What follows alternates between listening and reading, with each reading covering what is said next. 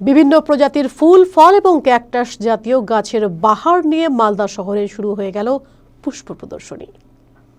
Horticultural অ্যাসোসিয়েশনের উদ্যোগে ৪৭তম পুষ্প প্রদর্শনী অনুষ্ঠিত হচ্ছে মালদার সুইমিং পুল এলাকায়।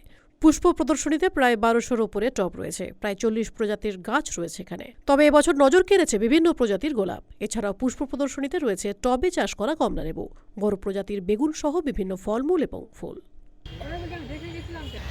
আজ থেকে আমাদের মালদা জেলা পুষ্প প্রদর্শনী হর্টিকালচার অ্যাসোসিয়েশন আয়োজিত বিকেল ৪টায় উদ্বোধন হবে। মাননীয় জেলা শাসক শ্রী নিতিন সিংহানিয়া মহাশয় উদ্বোধন করবেন। আর এবছর ওয়েদার খারাপ থাকা সত্ত্বেও দারুণ আমরা সাড়া পেয়েছি।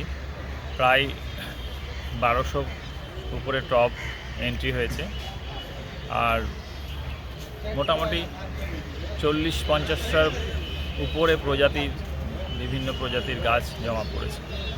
এবং আমাদের এই প্রদর্শনী ২৮ তারিখ থেকে ৫ জানুয়ারি পর্যন্ত চলবে। এবার আকর্ষণ কোন জিনিসটা আছে? এবারে আমাদের মূলত গোলাপটা খুব ভালো এসছে, টপ সংখ্যা কম হলেও হ্যাঁ গোলাপ যথেষ্ট পরিমাণে স্ট্যান্ডার্ড। চন্দ্রমল্লিকা ভালো এসেছে, সবজি ফলটাও অসম্ভব ভালো।